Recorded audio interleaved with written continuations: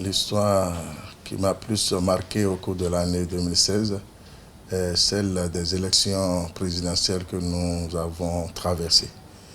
Et cet événement représentait pour chacun de nous, citoyens béninois que nous sommes, surtout les leaders religieux, et un moment de grande peur. Nous avons tous nos cœurs en main et nous prions Dieu comment ça allait se passer, vu toutes les tendances qui entouraient cet événement. Et Dieu a aussi nos prières, nos différentes prières faites au niveau des différentes confections. Et Dieu a voulu que les élections se sont bien déroulées, se sont bien passées.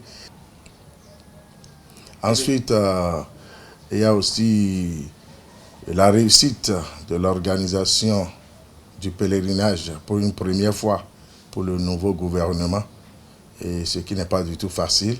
Et on se posait la question comment ça allait se passer. C'est un nouveau gouvernement qui n'a jamais géré cela. Et nous sommes restés en prière et en communion de travail avec les différents secteurs concernés. Et Dieu a voulu que ça soit aussi un coup de maître pour le gouvernement du nouveau départ. Et j'ajoute aussi l'intervention, l'intégration personnelle du gouvernement par rapport à l'histoire, à l'événement de Séméré, là où les gens se sont en train d'entretuer là-bas pour rien du tout. Et c'était difficile à la hauteur même de la communauté musulmane pour mettre de l'ordre dans cette situation. Il a fallu que le gouvernement intervienne et aujourd'hui maintenant la ville de Séméré a retrouvé sa paix et la cohésion en son sein et ça se passe bien. Et le gouvernement s'est aussi intéressé par rapport juste à son arrivée à un grand problème qui demeurait depuis lors, on n'a pas pu le régler, c'est le problème des protestants. Entre eux, les conférences et autres là. Et bon, donc le gouvernement a pu mettre l'ordre et aujourd'hui ils se sont réconciliés et ça se passe bien. Le fait majeur qui a marqué notre pays en 2016, c'est naturellement les élections présidentielles qui ont focalisé l'attention de tout le pays. C'était un tournant difficile à négocier.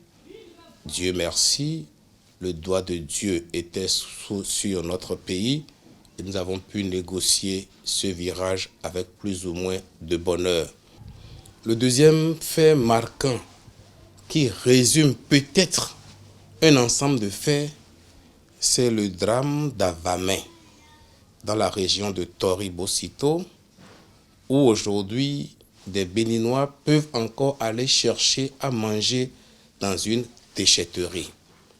Des produits avariés qui sont destinés à être incinérés, c'est là que des concitoyens estiment qu'ils iront chercher leur pitance. C'est révélateur de l'état de misère dans lequel nous sommes. Et il est important que nous puissions tirer leçon de ce drame pour travailler afin que nos populations puissent sortir effectivement de la misère, non pas dans les discours, mais dans les faits.